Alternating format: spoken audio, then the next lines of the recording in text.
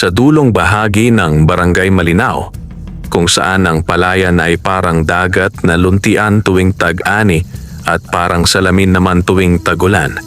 Nakatayo ang isang maliit na bahay kubo na yari sa kawayan at nipa. Hindi ito kasing tibay ng mga bahay na may semento sa sentro ng baryo, pero para kay Tomas, ang mahirap na magsasaka, ito ang tanging muog na nagtatanggol sa kanya at sa anak niyang si Lina laban sa gutom, pagod at lungkot. Si Tomas ay balo. Matagal nang kinuha ng lagnat at kahirapan ng asawa niyang si Marites, at mula noon, ang araw-araw niya ay iisang ikot. Gising bago ang araw, laban sa putik at araw, uwi na may bitbit na pag-asa kahit madalas walang kasiguruhan.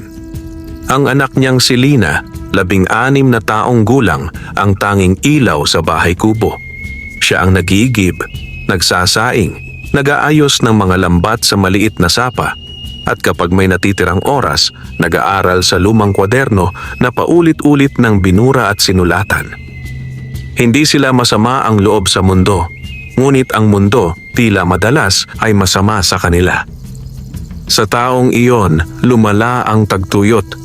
Ang lupa ay nagbitak-bitak na parang lumang palad. Ang palay ay nanilaw bago pa man tumangkad. Ang patubig ay humina at ang dating masiglang sapa ay naging manipis na hibla ng tubig na halos mahiyang umagos. At sa gitna ng paghihirap na iyon, dumating ang gabi na nagbago sa lahat. Nagsimula ito sa hangin.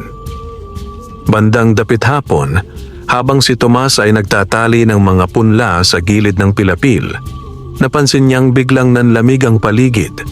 Hindi malamig na parang Disyembre, kundi malamig na parang may dumaan na anino. Ang mga dahon ng saging sa tabi ng kubo ay kumaluskos kahit walang malakas na ihip. Ang mga manok sa bakuran ay biglang tumahimik. Kahit ang asong si Bantay, na karaniwang tahol ng tahol sa mga dumaraang bata, ay umupo at nagbantay sa daan na tila may naamoy na kakaiba. Pag-uwi ni Tomas, sinalubong siya ni Lina sa pintuan ng kubo. "Tay, parang may kulog sa malayo pero walang ulap," sabi ni Lina habang iniaabot ang basong tubig. Tiningnan ni Tomas ang kalangitan. Maliwanag ang mga bituin. Wala ni isang ulap. Ngunit may naririnig siyang mababang ugong, parang malayong tambol na hindi mo malaman kung saan nagmumula. "Baka guni-guni lang," sagot niya, bagamat sa dibdib niya may bigat na hindi niya maipaliwanag. Nang dumilim, kumain sila ng hapunan, kanin na kaunti at tinapa na hinati pa sa dalawa. Sa ganitong gabi, dapat sana'y payapa lang ang bahay kubo. Dapat sana'y pagkatapos kumain, magdadasal sila at matutulog para bukas ay muling lumaban sa araw. Ngunit bago pa man sila makapaghugas ng pinggan, may kumalabog sa labas. Hindi ito kalabog ng tao. Hindi rin ito kalabog ng hayop na pangkaraniwan sa baryo.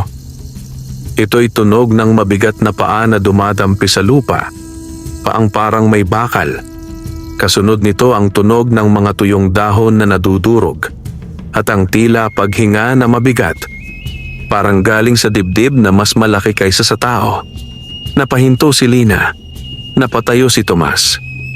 "Lina, sa loob ka lang," utos niya, bagamat nanginginig ang boses na pilit niyang pinatitibay.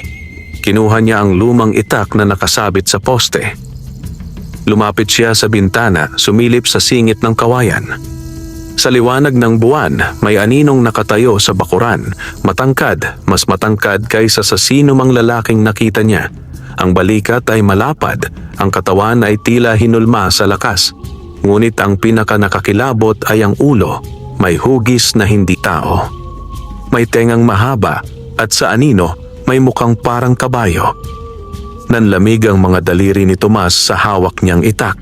Marami siyang narinig na kwento sa matatanda. Tungkol sa mga nilalang sa gubat, sa bundok, sa sapa. Ngunit ang salitang laging binubulong kapag gabi at tahimik ang baryo, ang salitang iniiwasang banggitin ng malakas, ay isa lang. "Tikbalang." "Tay, Mahina at nanginginig ang tinig ni Lina mula sa likod. Ano yon? Hindi nakasagot si Tomas. Dahan-dahan niyang binuksan ang pinto. Sapat lang para makasilip at makalabas ang kalahati ng katawan. Ang itak ay nakahanda, ngunit ang tuhod niya ay nanlalambot. Sinong nariyan? Sigaw niya. Bagamat ang sigaw ay higit na panangga sa takot kaysa tunay na tapang. Umusad ang anino palapit. Sa ilalim ng buwan, lumitaw ang detalye. Ang nilalang ay may mahahabang braso. Ang mga daliri ay tila mas mahaba kaysa normal.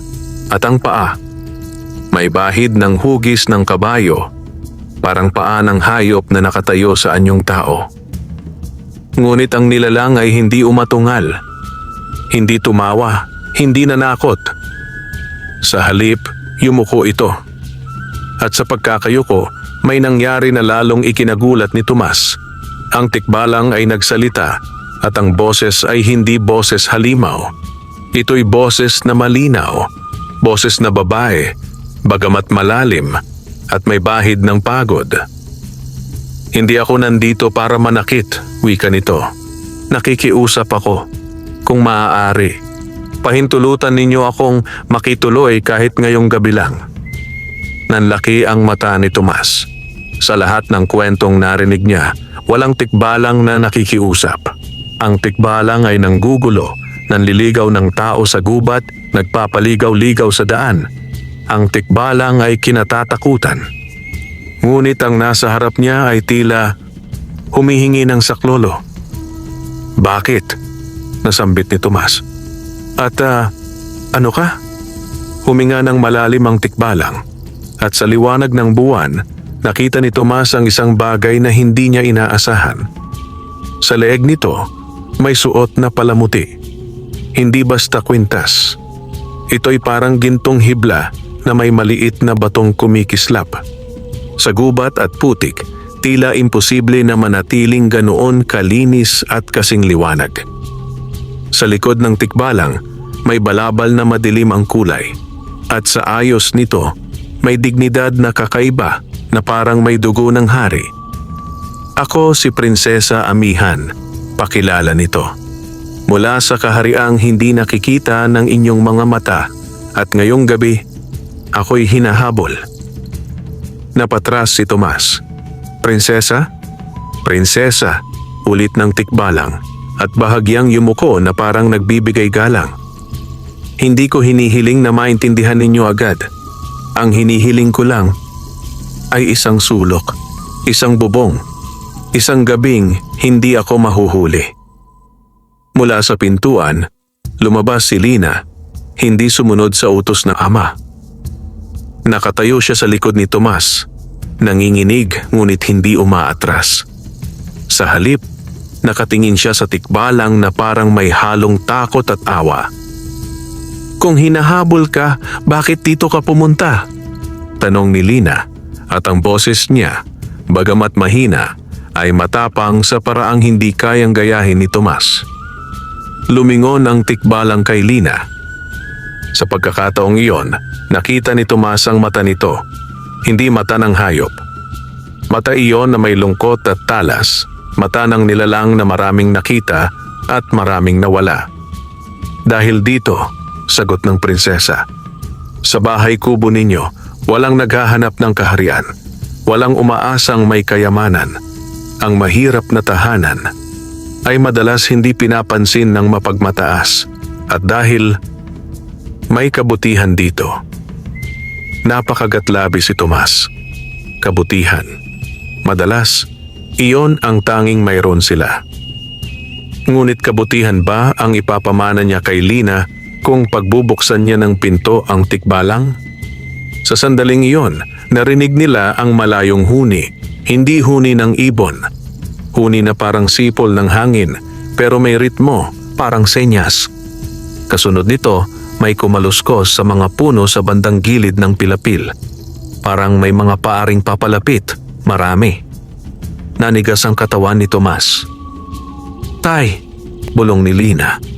Totoo bang hinahabol siya? Tumango ang prinsesa.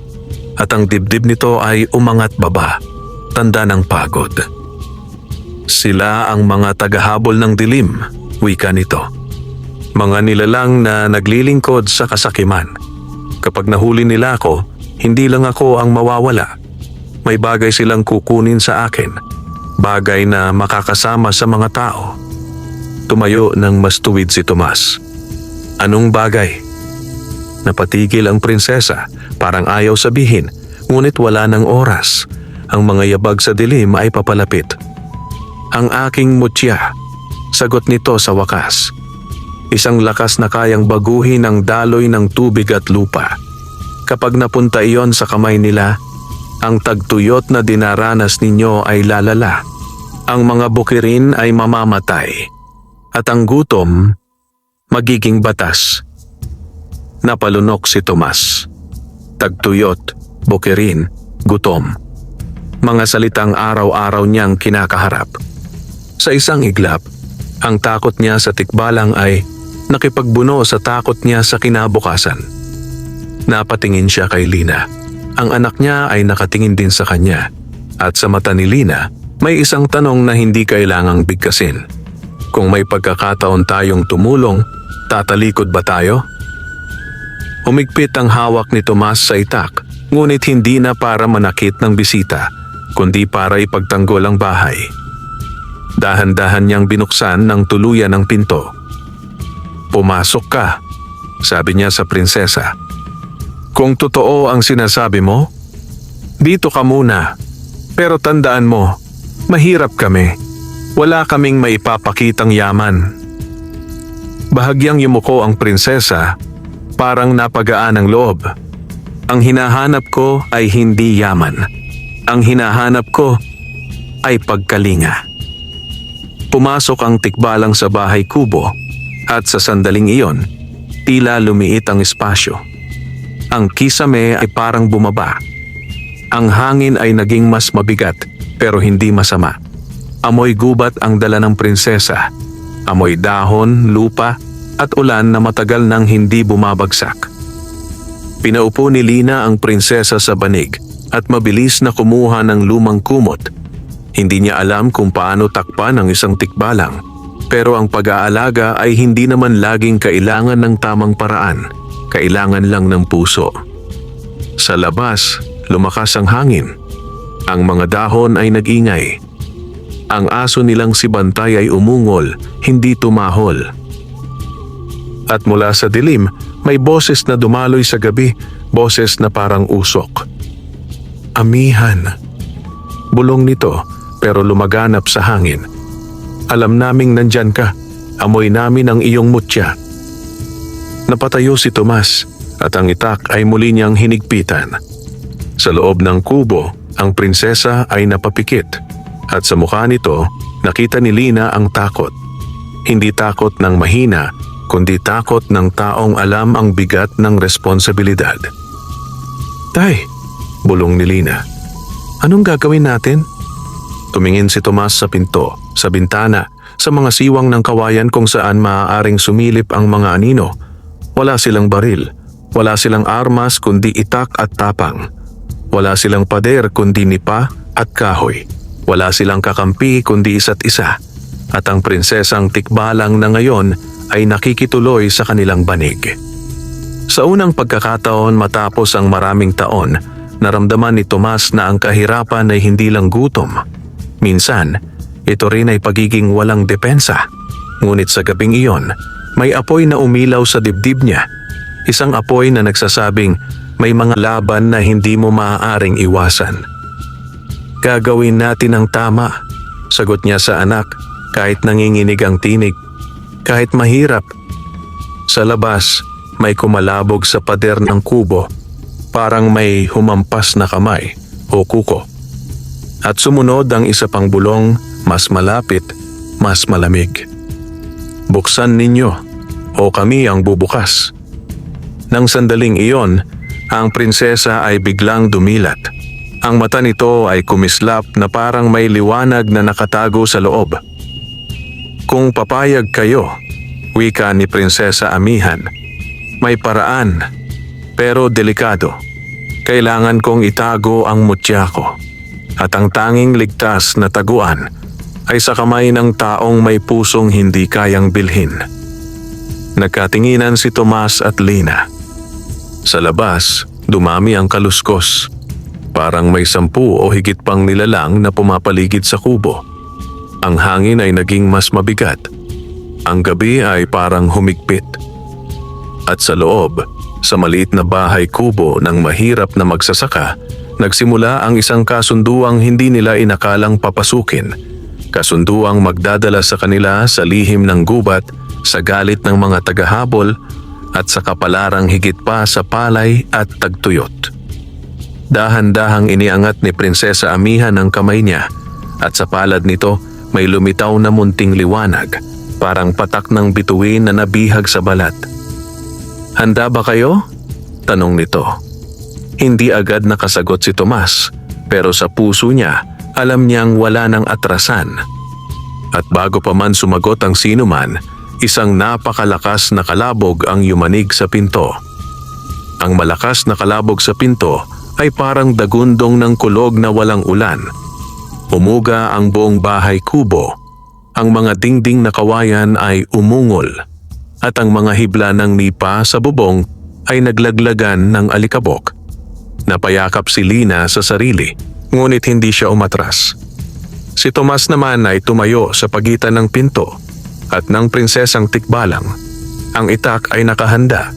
Bagamat alam niyang kung lakas lamang ang pag-uusapan, wala siyang laban sa mga nilalang sa labas. Sa gitna ng kaguluhan, nanatiling tahimik si Prinsesa Amihan. Ang liwanag sa kanyang palad, ang munting mutya, ay kumislap ng bahagya, tila tumutugon sa panganib. Hindi ito masilaw. Sa halip, ang liwanag ay may init na parang sikat ng araw sa umaga, banayad ngunit nagbibigay buhay. "Makinig kayo," wika ng prinsesa, mahina ngunit malinaw. Wala nang oras para magalinlangan. Isa pang kalabog ang sumunod, mas malakas kaysa una.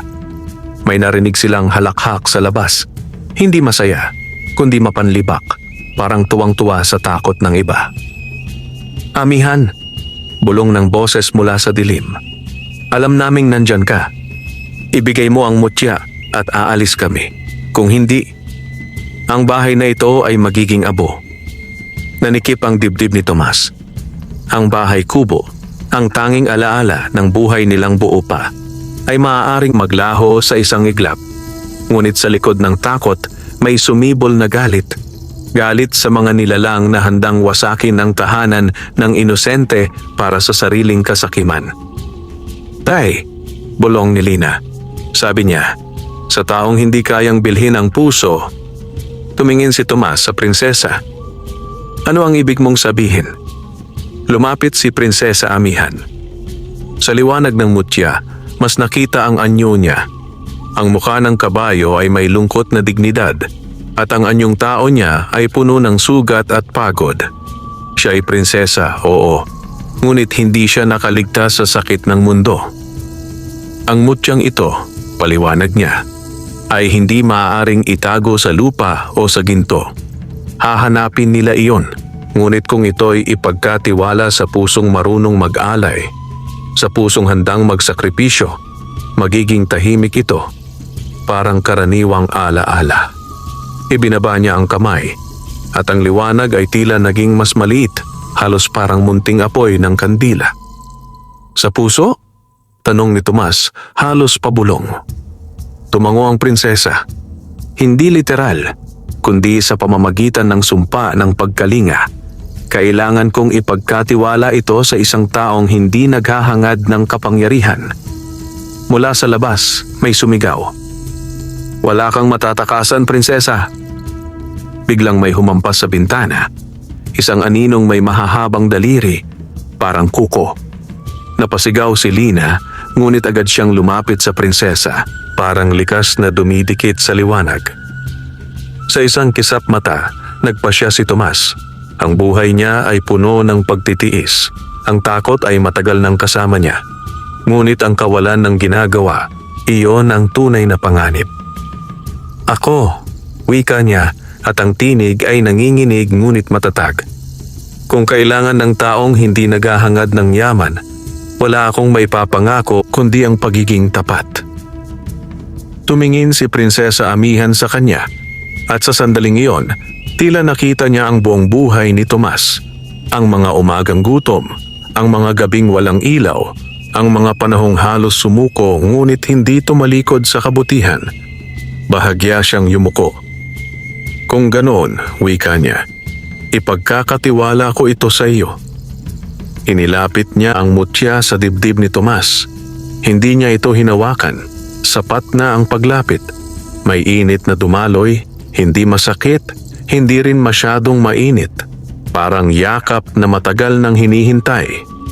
Napapikit si Tomas at sa sandaling iyon may nakita siyang mga larawan. Palayan na muling nagiging luntian, tubig na umaagos sa pilapil at mga taong hindi na nag-aagawan sa pagkain. Nang dumilat siya, wala na ang liwanag. Ngunit may kakaibang kapayapaan sa dibdib niya, parang may lihim na ipinagkatiwala sa kanya ng mundo. Sa labas, biglang tumahimik ang hangin. Nasaan ang mutya? Sigaw ng isa sa mga tagahabol. May galit sa boses, may pagkabigo.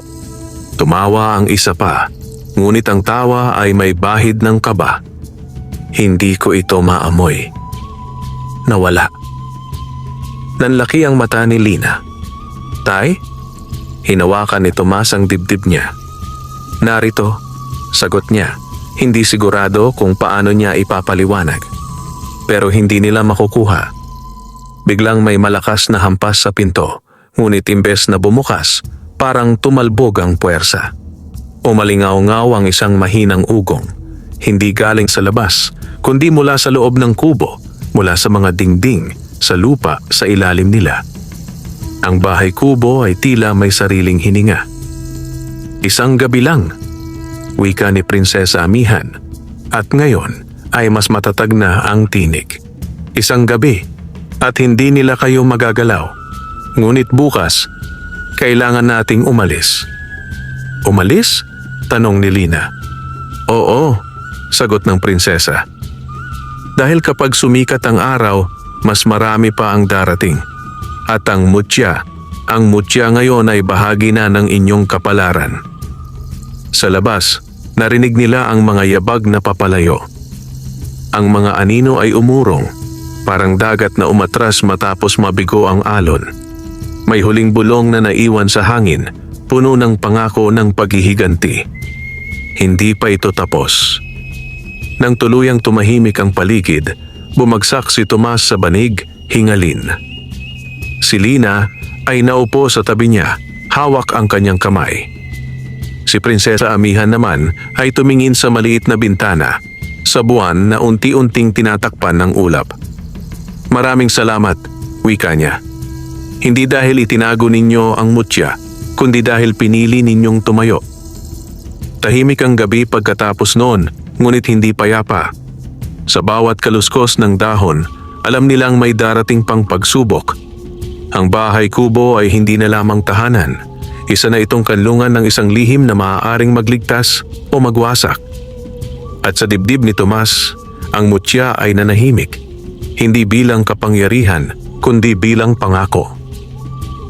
Sa pagsapit ng madaling araw, bago pa man sumikat ang araw, may bagong landas na bubukas para sa mahirap na magsasaka, sa kanyang anak at sa prinsesang tikbalang na minsang kinatatakutan ngunit ngayon naging bahagi ng kanilang buhay. Hindi pa sumisikat ang araw nang magising si Tomas. Hindi siya ginising ng ingay kundi ng katahimikan.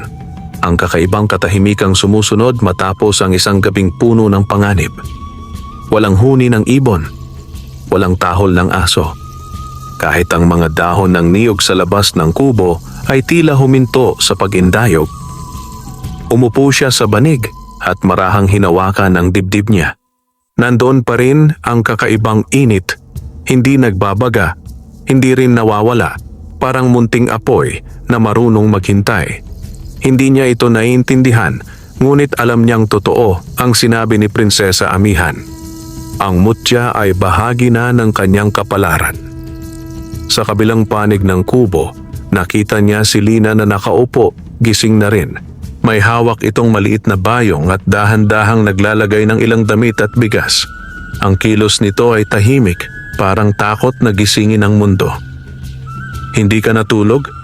tanong ni Tomas. Ngumiti si Lina, pilit. "Kaunti lang. Iniisip ko kung saan tayo pupunta." Sa may pintuan, nakatayo si Prinsesa Amihan.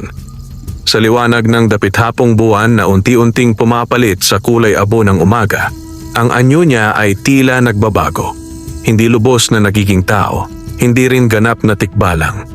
Para siyang nilalang na nakatayo sa pagitan ng dalawang daigdig.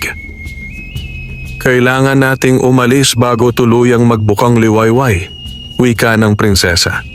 Sa liwanag ng araw, mas malinaw ang bakas ng mutya. Tumango si Tomas. "Saan tayo pupunta?" Sa halip na sumagot agad, lumabas si Prinsesa Amihan ng kubo at tumingin sa silangan, kung saan nagsisimula ng mamula ang langit. Itinaas niya ang kamay at dahan-dahang idinikit sa hangin na parang may hinahaplos na hindi nakikita. "Sa gubat ng Balintataw," sagot niya sa wakas. "Isang lugar na hindi basta mapasok ng may masamang hangarin. Doon ako maaaring magtago at doon natin mauunawaan kung bakit kayo ang napiling maging tagapangalaga ng mutya." Napabuntong hininga si Tomas. Ang gubat na yon ay kilala sa baryo. Hindi sa kagandahan, kundi sa mga nawawala roon. Maraming nagkwento ng mga landas na paulit-ulit bumabalik sa simula, ng mga tinig na tumatawag sa pangalan mo, at ng mga taong umuwing matanda sa loob lamang ng isang gabi. "Hindi ba delikado roon?" tanong ni Lina, bagamat hindi umatras ang loob niya. "Delikado," tapat na sagot ng prinsesa. "Ngunit mas delikado ang manatili." Hindi na sila nag-aksaya ng oras. Kinuha ni Tomas ang itak at ang lumang supot na may kaunting bigas at asin, ang tanging kayamanan ng isang magsasaka. Si Lina ay nagbitbit ng bayong. Bago tuluyang umalis, tumigil si Tomas sa gitna ng kubo at tumingin sa paligid. Ang lamesang kawayan, ang dingding na may mga gasgas ng panahon, ang sulok kung saan madalas silang magdasal. Hindi niya alam kung babalik pa sila. "Patawad," bulong niya sa kubo na parang may kaluluwang naiwan doon. Sa paglabas nila, sumalubong ang malamig na hangin ng umaga. Sa bakuran, si Bantay ay nakatayo, nakatingin sa kanila, ang buntot ay bahagyang nakataas. Hindi ito tumahol. Parang alam nitong may pagbabago. "Hindi ka pwedeng sumama?" sabi ni Lina, yumuko at hinaplos ang ulo ng aso. "Bantayan mo ang bahay." Umungol si Bantay, mababa, parang sagot. Naglakad sila palayo sa kubo habang unti-unting sumisikat ang araw. Ngunit sa bawat hakbang, naramdaman ni Tomas na may sumusunod na mga mata. Hindi nakikita, ngunit naroroon. Sa pagpasok nila sa unang gilid ng gubat, biglang tumigil si Prinsesa Amihan. Itinaas niya ang kamay at sa hangin ay may dumaloy na mahinang tunog, parang himig na galing sa mga ugat ng lupa.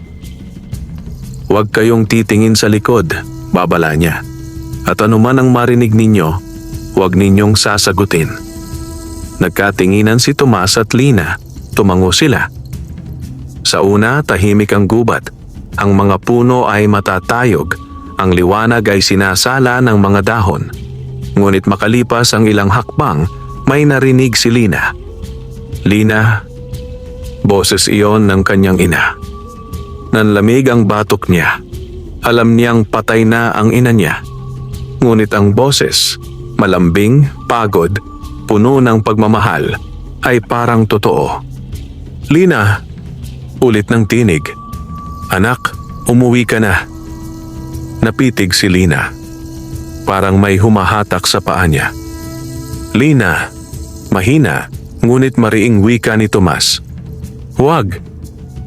Pinikit Lina ang mga mata at naglakad pa rin, luha ang dumadaloy. Hindi siya lumingon. Hindi nagtagal, si Tomas naman ang tinawag. "Tomas." Boses iyon ni Marites, ang asawa niyang matagal nang nawala. Hindi mo ako nailigtas. Wika ng tinig. Iniwan mo ako. Humigpit ang dibdib ni Tomas. Ang bigat ng kasalanan ay matagal na niyang pasan. Ngunit sa sandaling iyon, may kakaibang lakas na bumalot sa kanya. Ang init ng mutya ay tila umapoy ng bahagya. Huwag kang makinig, wika ni Prinsesa Amihan, hindi lumilingon. Hindi sila ang mga mahal ninyo. Mga anino lamang sila ng inyong panghihinayang. Nagpatuloy sila sa paglakad hanggang sa tuluyang nagbago ang paligid. Ang gubat ay tila umikot. Ang mga puno ay nagmistulang mas siksik. Ang lupa ay mas malambot at ang hangin ay mas mabigat. Ngunit sa gitna nito, may kakaibang liwanag. Isang bukana na parang hinihila sila palapit. Paglabas nila sa liwanag, huminto sila sa gilid ng isang maliit na clearing. Sa gitna nito ay may isang puno. Hindi kasing tangkad ng iba, ngunit kakaiba. Ang mga dahon nito ay kumikislap, parang may sariling liwanag, at sa ugat nito ay may umuusbong na malinaw na tubig. Ito ang puno ng pagtitiwala, wika ni Prinsesa Amihan. Dito sinusukat ang mga pusong naglalakbay. Lumapit si Tomas, hindi mapigilan. Nang idampi niya ang kamay sa puno, may dumaloy na alaala. Ang unang ani niya, ang unang ngiti ni Lina, ang mga gabing gutom ngunit magkasama. Nang ilapit ni Lina ang kamay niya, may luha siyang pumatak, ngunit ngumiti siya. Tay, sabi niya, pakiramdam ko, hindi tayo nag-iisa. Ngumiti ang prinsesa, bahagya. Hindi nga. Ngunit bago pa man sila makapahinga, may biglang umalingaw-ngaw na yabag sa likod ng mga puno. Mas mabigat, mas marami. Nanigas ang katawan ni Tomas. Nasundan tayo, bulong niya. Tumango si Prinsesa Amihan at sa mata niya ay muling sumiklab ang liwanag ng isang prinsesang handang ipaglaban ang kaharian kahit wala na siyang trono. Dito, wika niya, magsisimula ang unang tunay ninyong pagsubok. At sa pagitan ng liwanag ng bukang liwayway at ng dilim ng gubat, humarap ang mag-ama sa kapalarang hindi na nila matatakasan. Hindi agad sumugod ang mga nilalang na nasa likod ng mga puno. Sa halip, ang hangin sa paligid ng puno ng pagtitiwala ay biglang bumigat, parang pinisil ng hindi nakikitang kamay.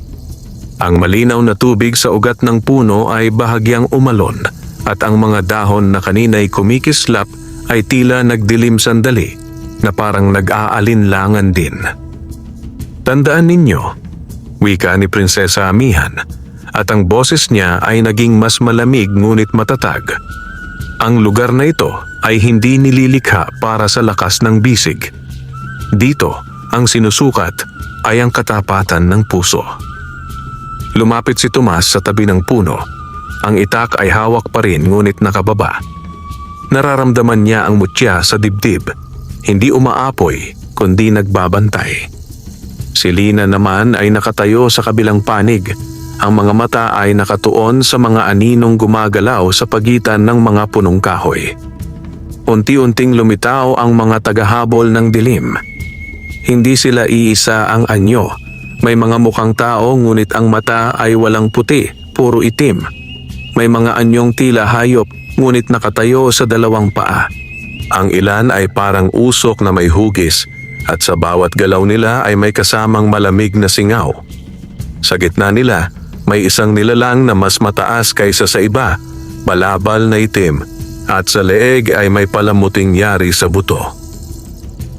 Prinsesa Amihan, wika ng nilalang at ang boses ay parang pinagsamang bulong at ungol. Hanggang dito na lang ang takbo mo. Humakbang pasulong si Tomas kahit nanginginig ang tuhod. Hindi kayo malugod dito. Tumawa ang nilalang. Isang magsasaka ang hahadlang sa amin? Bago pa man makasagot si Tomas, umangat ang liwanag mula sa puno ng pagtitiwala. Hindi ito sumabog, bagkus dahan-dahan itong kumalat parang liwanag ng madaling araw. Sa loob ng liwanag, may 3 aninong unti-unting humubog, mga figurang yari sa liwanag at dahon. Ang unang pagsubok, wika ng tinig na tila nagmumula sa mismong puno, ay ang pagpapasya. Biglang nagbago ang paligid. Ang liwanag ay nahati sa 2 at sa harap ni Tomas ay may 2 landas. Sa kaliwa, nakita niya ang sarili niyang kubo, buo, mas malaki, at napapalibutan ng palayang luntian. Si Lina ay nakangiti, may bagong damit, at ang gutom ay tila alaala na lamang. Sa kanan, nakita niya ang isang madilim na daan, mahaba, maputik, at puno ng panganib, kasama sina Lina at Prinsesa Amihan, ngunit walang kasiguruhan kung saan hahantong. Pumili ka, wika ng tinig. Isang landas para sa sarili, isang landas para sa iba. Nanikip ang dibdib ni Tomas. Ang kaliwang landas ay lahat ng matagal na niyang ipinagdasal. Ang kanan ay lahat ng kinatatakutan niya. Narinig niya ang tawa ng mga tagahabol. Iyan ang mundo ninyo, tao. Piliin mo ang ginhawa. Napatingin siya kay Lina. Ang anak niya ay hindi nakikita ang parehong tanawin, ngunit sa mata nito ay may pagtitiwala. Walang tanong, walang pag-aalinlangan. Dahan-dahang ibinaba ni Tomas ang itak. Huminga siya ng malalim. Kung ang ginhawa ko, wika niya, ay kapalit ng kapahamakan ng iba, hindi iyon tunay na biyaya. Humakbang siya sa madilim na daan. Sa sandaling iyon, naglaho ang tanawin. Ang liwanag ay bumalik sa puno at ang mga tagahabol ay napaungol, hindi sa galit kundi sa pagkadismaya. Ngunit hindi pa tapos. Ang ikalawang anino ng liwanag ay humarap kay Lina. Sa paligid niya, nagbago ang mundo. Nakita niya ang sarili. Nag-iisa, matanda, may sapat na pagkain ngunit walang kasama. Sa kabilang panig, nakita niya ang sarili, kasama ang ama, gutom minsan, ngunit magkasama. Piliin mo, wika ng tinig. Kaligtasan o pagkakaugnay? Napapikit si Lina. Ang takot na maiwang mag-isa ay matagal na niyang baon. Ngunit ang alaala ng mga gabing magkasama sila ng ama, kahit gutom, ay mas mabigat sa puso. Mas pipiliin ko ang gutom, wika niya, umiiyak ngunit matatag, kaysa busog na mag-isa. Naglaho ang tanawin at ang ikalawang anino ay yumuko. Ang ikatlong liwanag ay humarap kay Prinsesa Amihan. Ang paligid ay naging isang kahariang gumuho, mga puno na naputol, mga nilalang na nagtatago. Sa harap niya, may trono na muling itinayo, ngunit kapalit nito ay ang mutyang nasa dibdib ni Tomas. Ibalik mo, wika ng tinig, at magiging buo muli ang iyong kaharian. Napatigil ang prinsesa. Ang sakit sa mata niya ay mas malalim kaysa sa sugat sa katawan, ngunit dahan-dahan siyang lumuhod. Ang kaharian, wika niya, ay hindi lupa o trono. Ito ay mga nilalang na pinangangalagaan. Kung ang kapangyarihan ay kailangang agawin, hindi ito karapat-dapat. Sa sandaling iyon, ang ikatlong liwanag ay sumabog sa banayad na ningning. Ang puno ng pagtitiwala ay muling kumislap, mas maliwanag kaysa dati. Ang tinig ay muling nagsalita. Ang pagsubok ay napagtagumpayan. Sumigaw ang pinuno ng mga tagahabol. Hindi pa tapos. Ngunit ang lupa sa ilalim nila ay biglang bumuka. Hindi sa bangin, kundi sa liwanag. Ang mga nilalang ng dilim ay napaatras, tinataboy ng liwanag na hindi nila kayang salungatin. Isa-isa silang naglaho sa pagitan ng mga puno, iniwan ng hangin na muli naging magaang. Nang tuluyang manahimik ang paligid, napaupo si Tomas, hingalin. Si Lina ay lumapit at niyakap siya. Si Prinsesa Amihan ay tumayo sa harap ng puno. Ang balikat ay mabigat, ngunit ang tindig ay matuwid. Maraming salamat, wika ng prinsesa. Hindi lamang ninyo ako iniligtas. Pinatunayan ninyo na ang mutya ay nasa tamang kamay. Mula sa puno, may 3 dahon na dahan-dahang bumagsak. kumikislap na parang ginto. Kinuha ni Prinsesa Amihan ang isa at iniabot kay Tomas. Ito ang dahon ng landas, paliwanag niya. Magpapakita ito ng daang ligtas kapag kayo'y naliligaw. Ang ikalawa ay ibinigay kay Lina. Ito ang dahon ng alaala. Kapag nanghina ang loob mo, ipapaalala nito kung sino ka.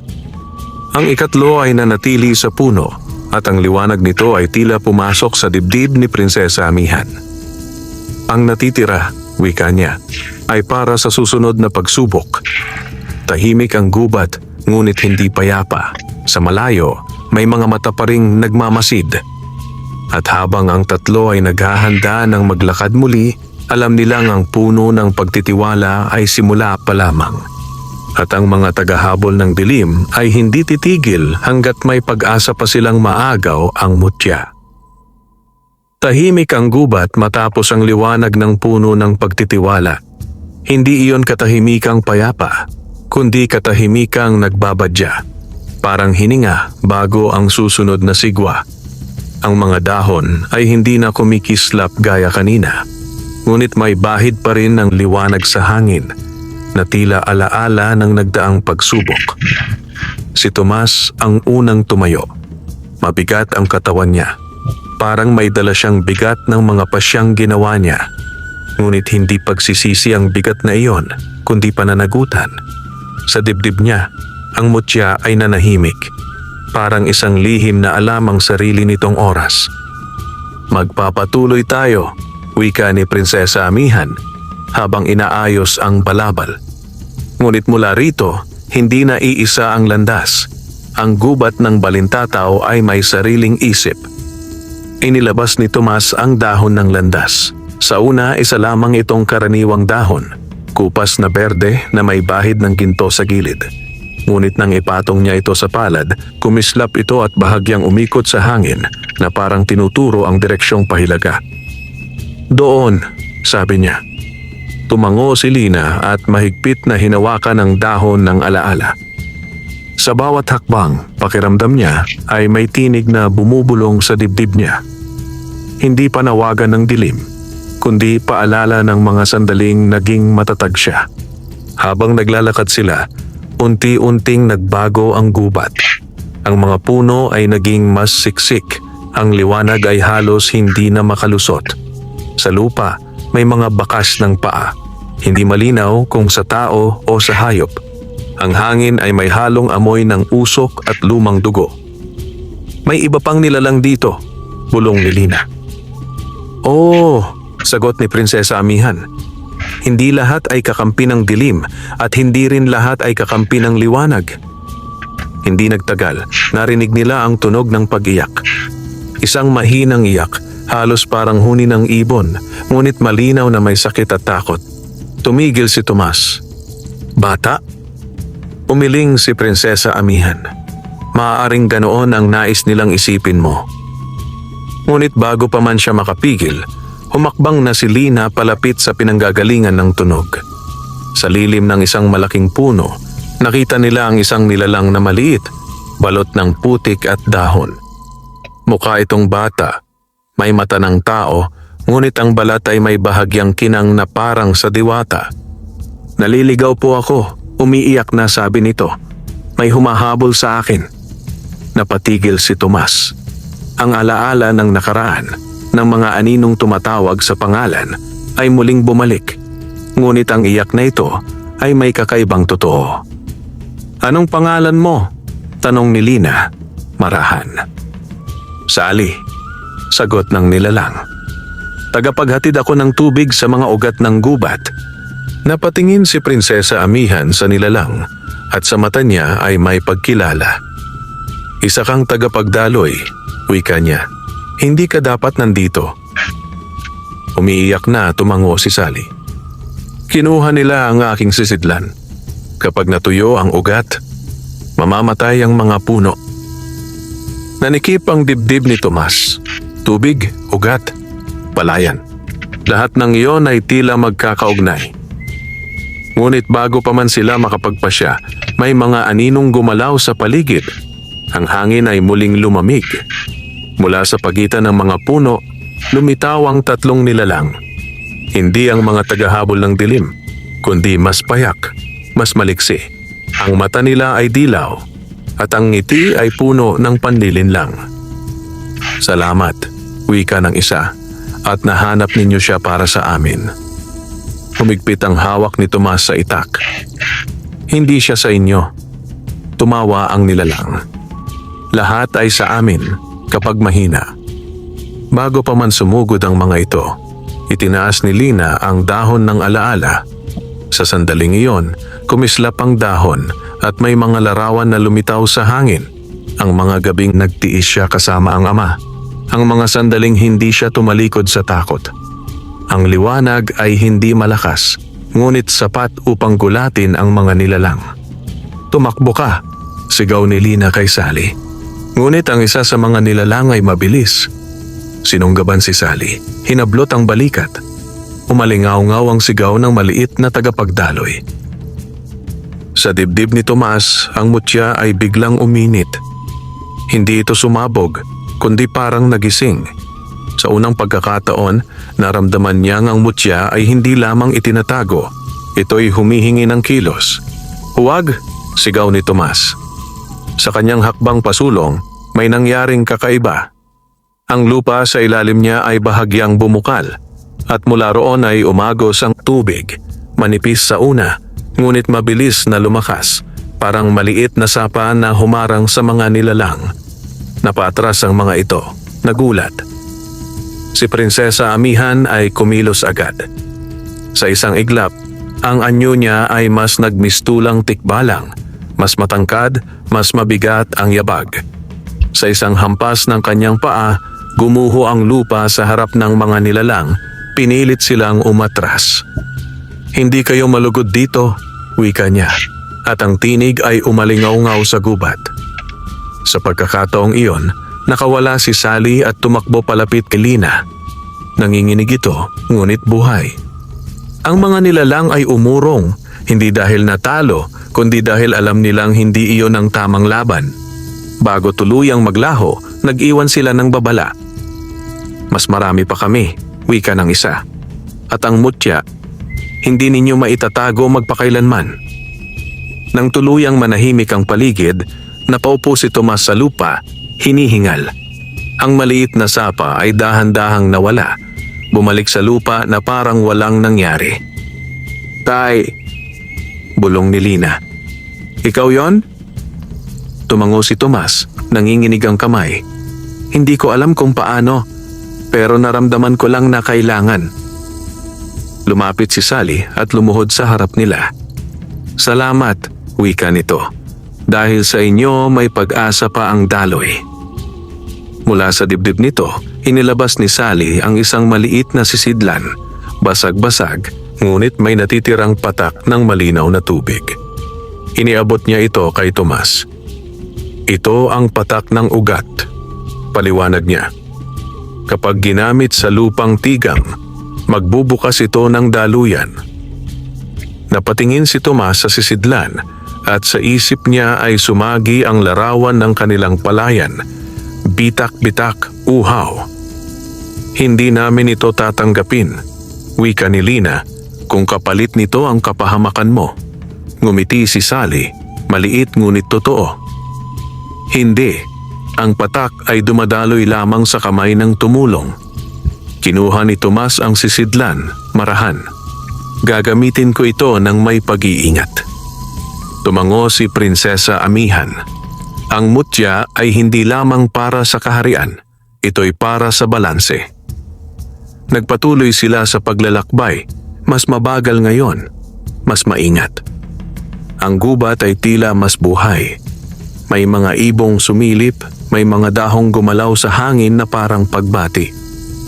Ngunit sa likod ng lahat, alam nilang ang ginawa ni Tomas. Ang unang pagpapakilos ng mutya ay may kapalit. Sa bawat kilos ng kapangyarihan, may bakas na iniiwan.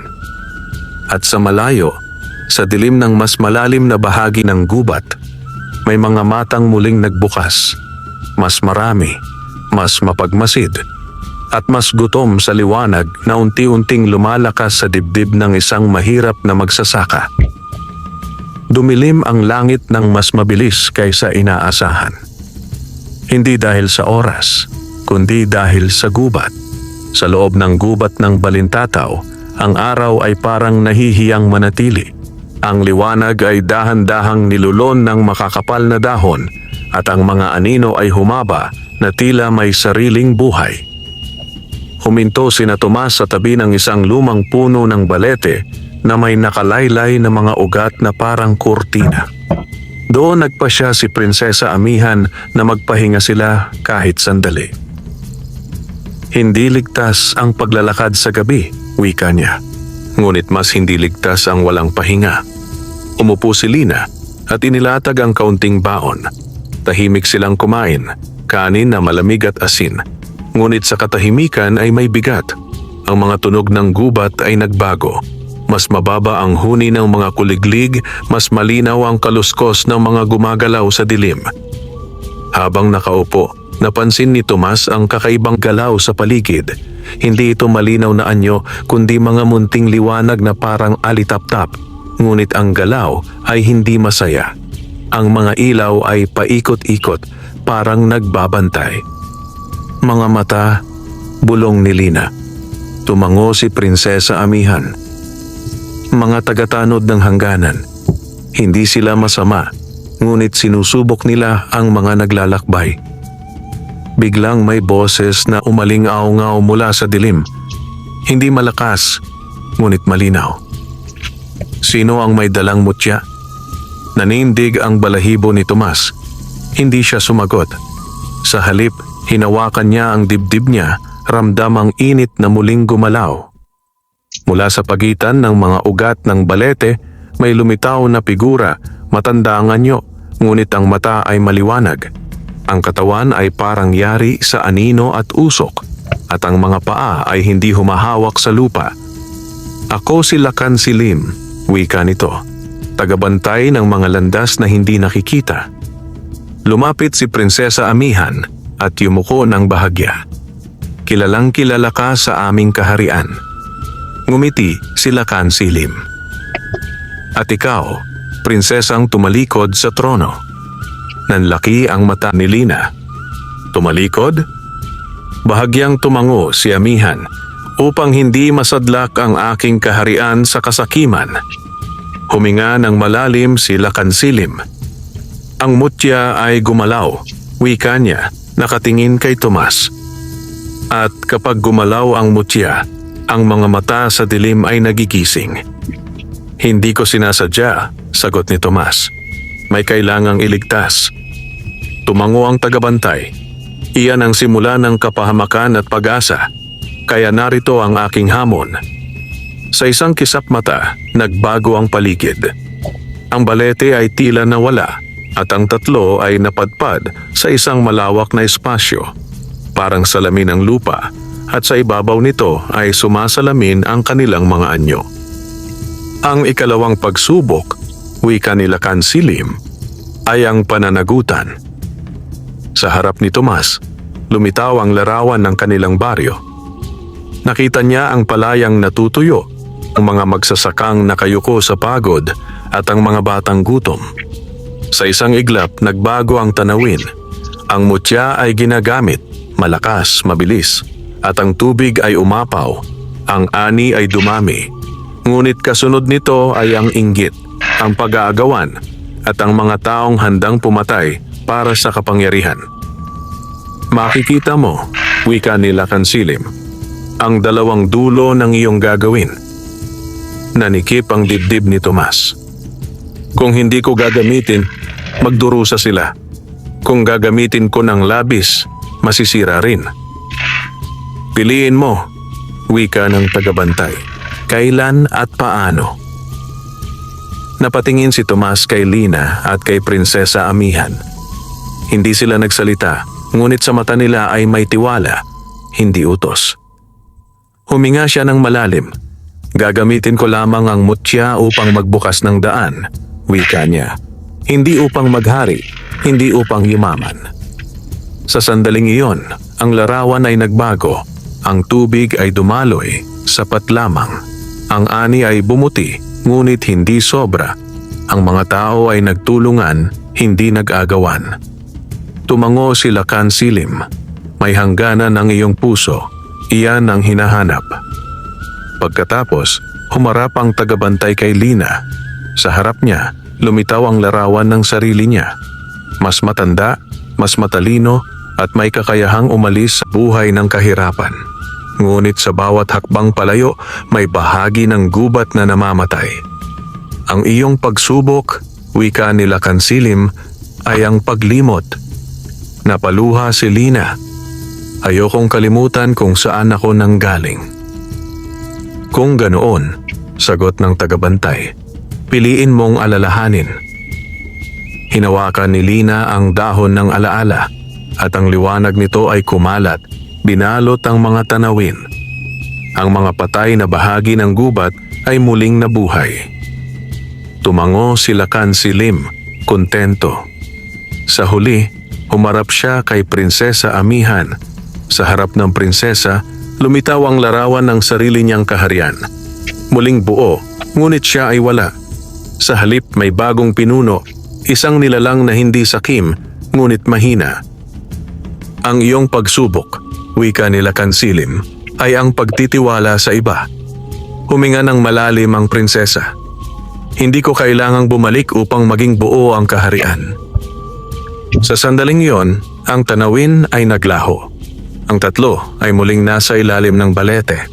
Ang mga mata sa dilim ay isa-isang pumikit, parang mga alitap-tap na naupos. Lumapit sila kansilim kay Tomas at iniabot ang isang maliit na batong itim na may guhit na pilak. Ito ang bato ng hangganan, paliwanag niya. Kapag nalampasan mo ang iyong sariling hangganan, iinit ito. Makinig ka. Tinanggap ni Tomas ang bato marahan. Salamat. Ngumiti ang tagabantay at unti-unting naglaho sa dilim. Tahimik ang gubat matapos iyon, ngunit hindi tahimik ang kanilang loob. Ang mga pagsubok ay hindi na lamang tungkol sa kaligtasan, kundi sa kung sino sila magiging. Habang naghahanda silang matulog sa lilim ng balete, napansin ni Lina ang isang bagay sa malayo. Isang pulang liwanag na kumikislap, hindi tulad ng mga mata kanina.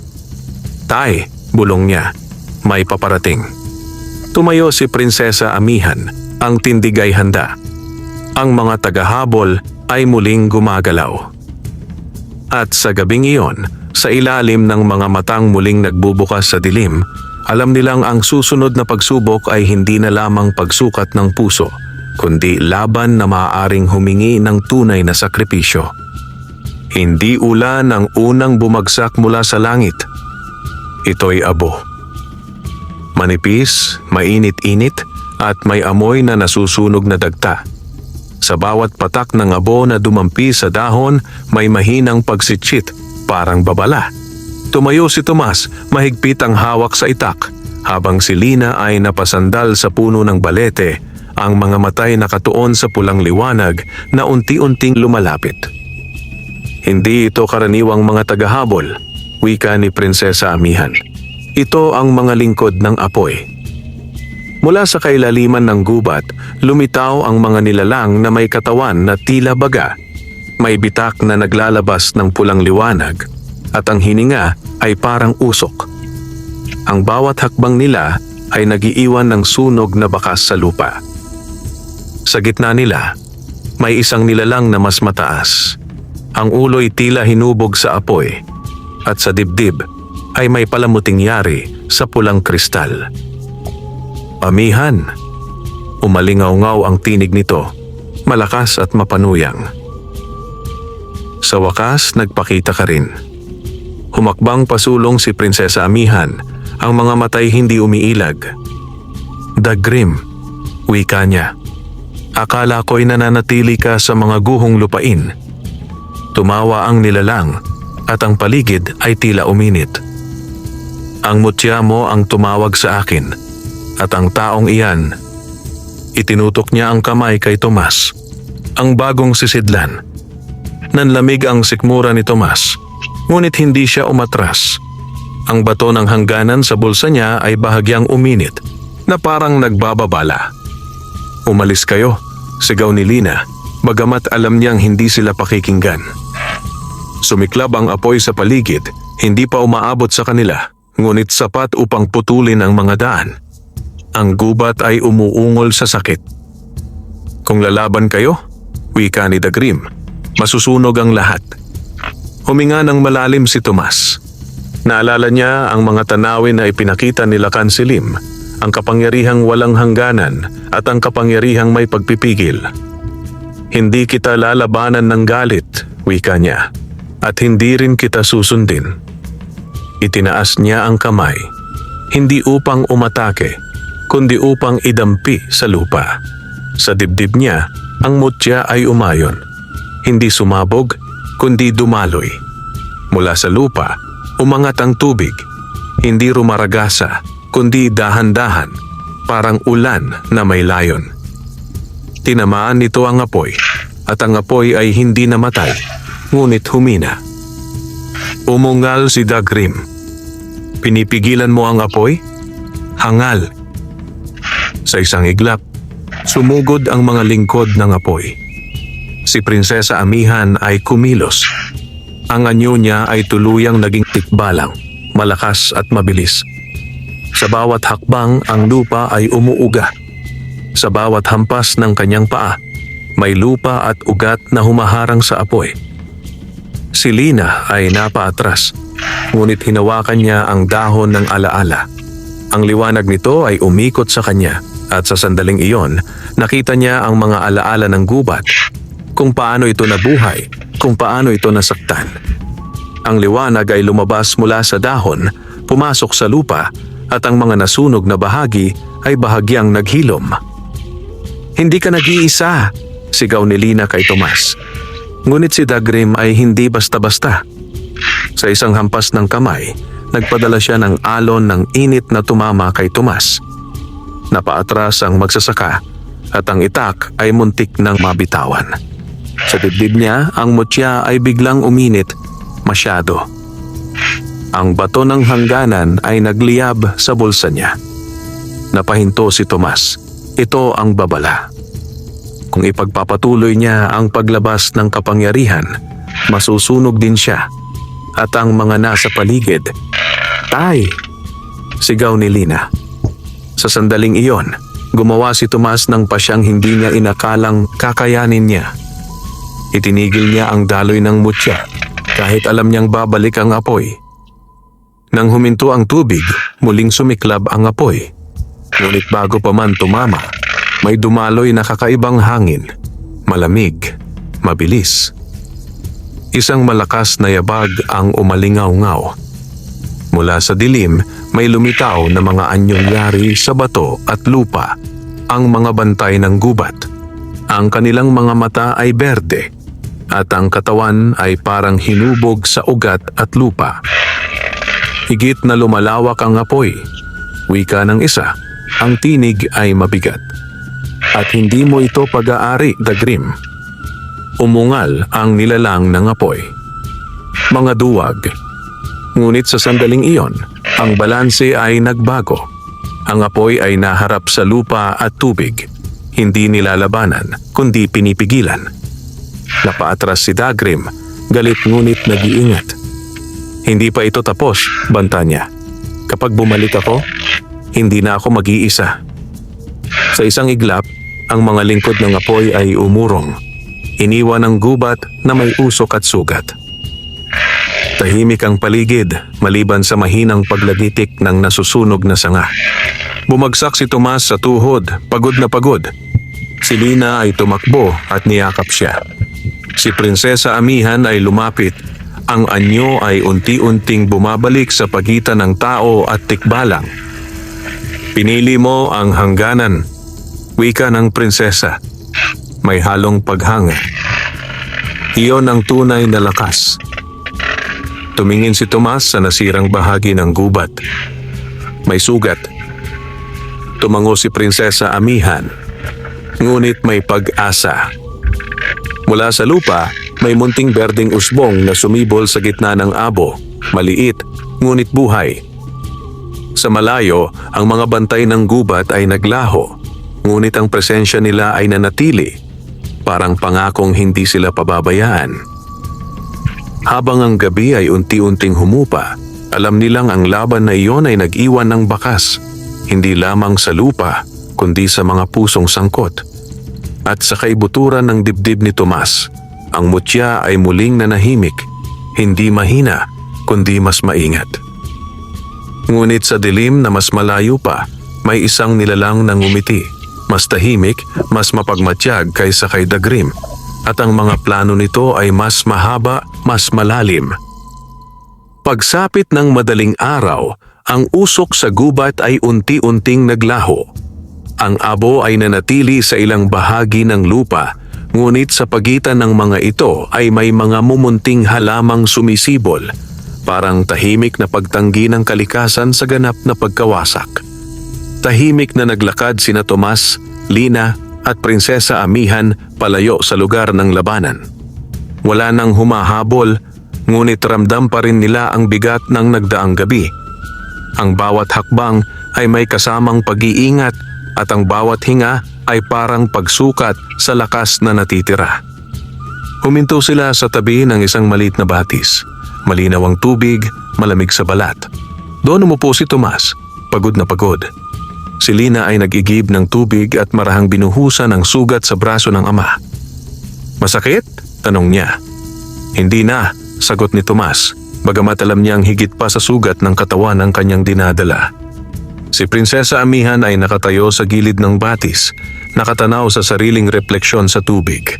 Sa unang pagkakataon, may nakita sina Tomas at Lina na kakaiba. Ang anino ng prinsesa ay hindi anyo ng tikbalang, kundi anyo ng isang dalagang may mahabang buhok at matang puno ng lungkot. "Amihan?" marahang tawag ni Lina. Dahan-dahang lumingon ang prinsesa. "Panahon na," wika niya. "Panahon na ninyong malaman ang buong katotohanan." Umupo siya sa isang batong may lumot. Ang tindig niya ay hindi na tulad ng isang mandirigma, kundi ng isang anak na matagal nang may dalang lihim. "Ako'y ipinanganak bilang tagapagmana ng dalawang mundo," simulang salaysay niya. "Anak ako ng isang tikbalang na bantay ng mga daanan at ng isang babaeng tao, isang prinsesang pinili ang pag-ibig kaysa trono." Nanlaki ang mata ni Lina. "Ibig sabihin, kalahati kang tao?" Tumango si Amihan. "At dahil doon, itinuring akong kakaiba. Hindi ganap na tikbalang, hindi rin ganap na tao. Ngunit ang mutya ang nagpanatili ng balanse." Ipinaliwanag niyang ang mutya ay hindi lamang lakas ng tubig at lupa, kundi sumpa ng pagpili. Isang kapangyarihang kayang magbigay, ngunit higit na kayang magturo ng pagpipigil. Noong una, nasa kanya ang mutya bilang tagapagmana. Ngunit dumating ang panahon na may mga tikbalang at nilalang na nagnanais gawing sandata ang kapangyarihan. "Tumanggi ako," wika ni Amihan. "At sa pagtanggi ko, naging taksil ako sa sarili kong kaharian." "Bakit hindi ka lumaban noon?" tanong ni Tomas. Ngumiti ang prinsesa, mapait. "Lumaban ako. Ngunit ang labang walang hangganan ay nagdudulot lamang ng mas maraming apoy, kaya pinili kong tumakas at maghanap ng pusong hindi sakim." Tahimik ang paligid habang unti-unting pumapasok ang bigat ng kanyang mga salita. "Bakit kami?" tanong ni Lina, halos pabulong. Tumingin si Amihan kay Tomas saka kay Lina. "Dahil kayo ang patunay na ang kahirapan ay hindi dahilan para maging sakim, at dahil ang mutya tumutugon sa mga pusong marunong maghintay." Sa sandaling iyon, may kakaibang liwanag na lumitaw sa batis. Sa ibabaw ng tubig, may simbolong kumislap, hugis ng dahon at patak na magkasama. Ang simbolong iyan, wika ni Amihan, ay tanda ng paglilipat. Nanindig ang balahibo ni Tomas. "Anong ibig mong sabihin?" Huminga ng malalim ang prinsesa. "Ang mutya ay hindi maaaring manatili sa akin o sa iyo magpakailanman. Darating ang panahong kailangan itong ipasa, hindi sa pinakamalakas, kundi sa pinakahandang mag-alaga. Napatingin si Lina sa ama. Tay. Ngunit bago pa man sila makapagsalita, may dumaloy na malamig na hangin mula sa likod ng mga puno. Ang mga ibon ay nagsiliparan. Ang batis ay biglang tumahimik, parang may humawak sa hininga ng mundo. Mula sa lilim, may lumitaw na figura, hindi apoy, hindi usok, kundi dilim na parang sutla.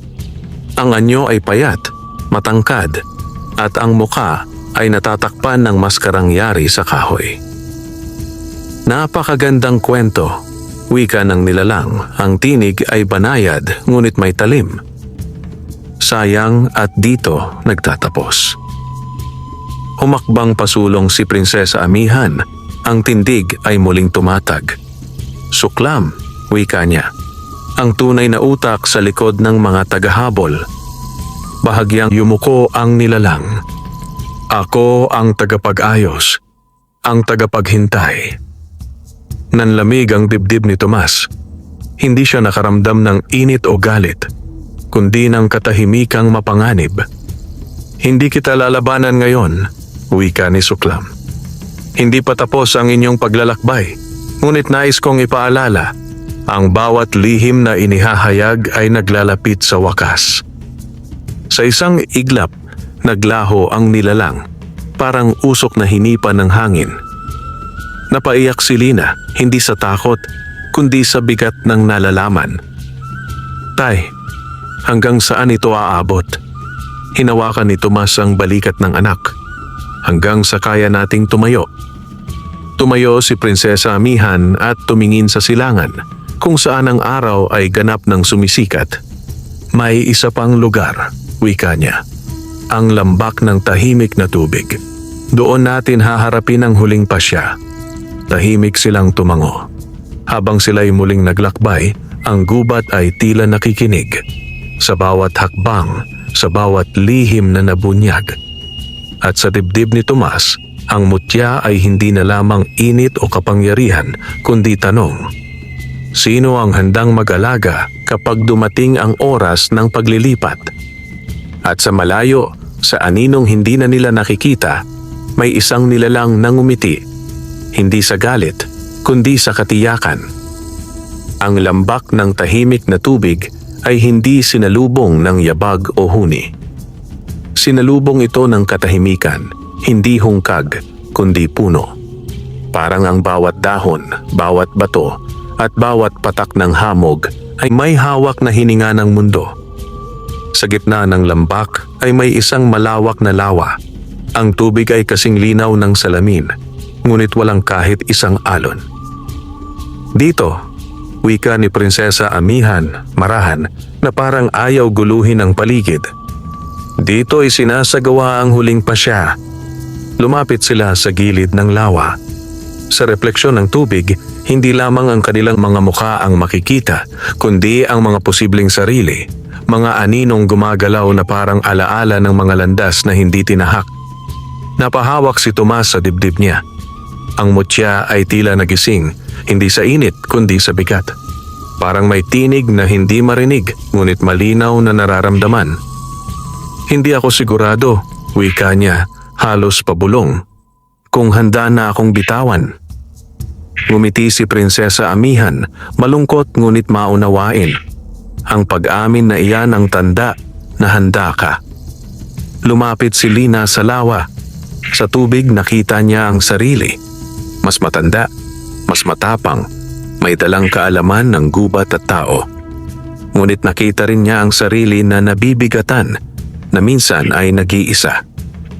May kapalit, wika niya. Lahat ng bagay may kapalit. Tumango si Amihan. Oh, ang mutya ay hindi gantimpala. Isa itong tungkulin. Sa sandaling iyon, ang tubig sa lawa ay bahagyang gumalaw. Mula sa ilalim, may tatlong figurang unti-unting umahon, mga nilalang na parang hinubog sa tubig at liwanag. Ang kanilang mga mata ay malinaw, at ang tinig ay parang agos. Kami ang mga tagapag-ingat ng pasya, wika ng isa, at narito kami upang saksihan. Huminga ng malalim si Tomas. Ano ang kailangan naming gawin? Ang mutya, wika ng ikalawa, ay kailangang ilipat, ngunit hindi lamang sa isang tao, sa ugnayan. Nanlaki ang mata ni Lina. Ugnayan? Magiging buhay ang mutya, paliwanag ng ikatlo, sa pagitan ng ama at anak, ng tao at nilalang, ng lupa at tubig. Kapag sinubukang ariin ng isa lamang, ito'y maglalaho. Tahimik ang lambak habang unti-unting nauunawaan ang bigat ng sinabi. Kung ganoon, wika ni Tomas tumingin kay Lina, hindi ito pagtatapos. Isa itong pagpapatuloy. Tumango si Lina. Magkasama. Lumapit si Prinsesa Amihan sa kanila. Sa unang pagkakataon, hinubad niya ang palamuting suot sa leeg, ang gintong hibla na may batong kumikislap. Ipinatong niya ito sa pagitan ng mga palad nina Tomas at Lina. Ang aking bahagi, wika niya, ay ibinibigay ko sa inyo. Sa dibdib ni Tomas, ang mutya ay dahan-dahang umangat, hindi pisikal, kundi sa anyong liwanag. Ang liwanag ay humati sa tatlo. Isang bahagi ang nanatili sa kanya, isang bahagi ang pumasok kay Lina, at ang huli ay bumalik kay Prinsesa Amihan. Ang lawa ay kumislap, ang tahimik na tubig ay nagkaroon ng munting alon, hindi kaguluhan, kundi tugon. Sa sandaling iyon, may malamig na halakhak na umalingaw-ngaw mula sa likod ng mga puno. Napakaganda, wika ni Suklam, muling lumitaw. Ang maskara ay kumikislap sa liwanag, ngunit ang ugnayan ay marupok. Kasunod niya, may mga aninong gumalaw. Hindi tulad ng mga nauna. Ang mga ito ay mas tahimik, mas siksik, parang hinabing dilim. Hindi kami lalaban, wika ni Suklam. Hindi na kailangan. Itinaas niya ang kamay, at ang tubig sa lawa ay biglang nagpakita ng bagong mga tanawin. Ang baryo ni Tomas, ang kubo, ang palayan. Pumalik kayo, wika ng nilalang. At makikita ninyo ang bunga ng inyong pagpili. Nagbago ang tanawin. Ang patak ng ugat ay ginamit. Ang lupa ay nabuhay.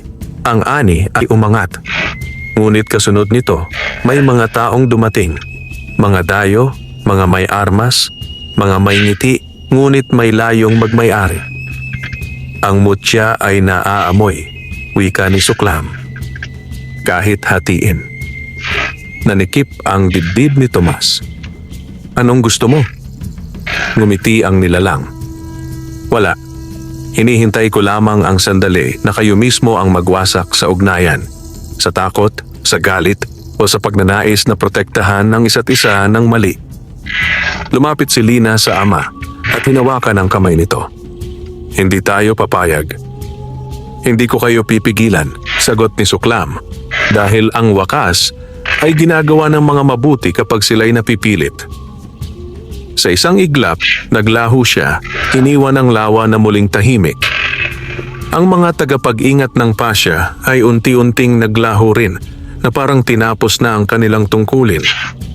Tahimik na tumingin si Prinsesa Amihan sa mag-ama. Ang huli ninyong pagsubok, wika niya, ay hindi dito, nasa tahanan. Napatigil si Tomas. Sa aming baryo. Tumango ang prinsesa. Doon malalaman kung ang ugnayan ay tunay. Huminga ng malalim si Tomas. Ramdam ang bigat at init ng mutya. Hindi na sa kanya lamang, kundi sa kanilang dalawa. Habang sila'y tumalikod sa lambak ng tahimik na tubig, ang lawa ay muling naging salamin. Ipinapakita hindi ang kinabukasan, kundi ang tanong na kailangan nilang sagutin. Kapag ang kabutihan ay nagdala ng panganib sa mga mahal mo, handa ka bang ipaglaban ito ng magkasama? Sa malayo, ang hangin ay umihip pabalik sa direksyon ng baryo. At doon, sa lupang tinubuan ng kahirapan at pag-asa, naghihintay ang wakas. Hindi sila sinalubong ng sigaw ng bumalik sa baryo. Sinalubong sila ng katahimikan. Ang katahimikang nagkukubli ng tensyon. Ang dati palayang bitak-bitak ay luntian na ngayon. At sa gitna nito ay may umaagos na patubig na malinaw at maayos ang daloy. Ang mga magsasaka ay abala, ngunit ang mga mata ay laging pasulyap sa bahay kubo ni Tomas, sa lugar na tila pinagmulan ng pagbabago. May mga dayo, bulong ni Lina. Nararamdaman ko. Tumango si Tomas. Ramdam din niya. Ang bahagi ng mutya sa dibdib niya ay hindi umiinit. Sa halip, ito'y mabigat, parang babala. Sa tabi nila, si Prinsesa Amihan ay nakatayo sa pagitan ng anyong tao at tikbalang, handang humarap sa anumang kakailanganin. Paglapit nila sa kubo, nakita nila ang tatlong lalaki na nakatayo sa bakuran. Malinis ang kasuotan, may dalang papel at armas. Sa likod nila, may ilan pang tauhan na nagmamasid. Si Tomas ka ba? Tanong ng isa. Ang boses ay magalang ngunit may laman na utos. Kami kinatawan ng may-ari ng lupa rito. Narinig naming umunlad ang ani ninyo. Hindi sumagot agad si Tomas. Sa halip, tumingin siya sa palayan, sa mga magsasakang matagal nang kasama sa hirap. Nakita niya ang takot sa mga mata nila. Takot na mawala muli ang biyayang katatamo pa lamang. Ang lupa, sagot niya sa wakas, ay hindi pag-aari ng iisa. Pinaghirapan namin ito. Ngumiti ang lalaki, malamig. Lahat ng bagay ay may halaga. Sabihin mo lang ang presyo. Sa sandaling iyon, naramdaman ni Lina ang bigat sa dibdib niya. Ang bahagi ng mutya ay tila humihila sa kanya. Nagbubukas ng mga tanawin ng maaaring mangyari.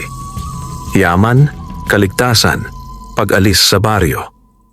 Ngunit kasabay nito, nakita niya rin ang kawalan, ang gubat na mauubos, ang tubig na aagawin, ang ugnayang mababasag.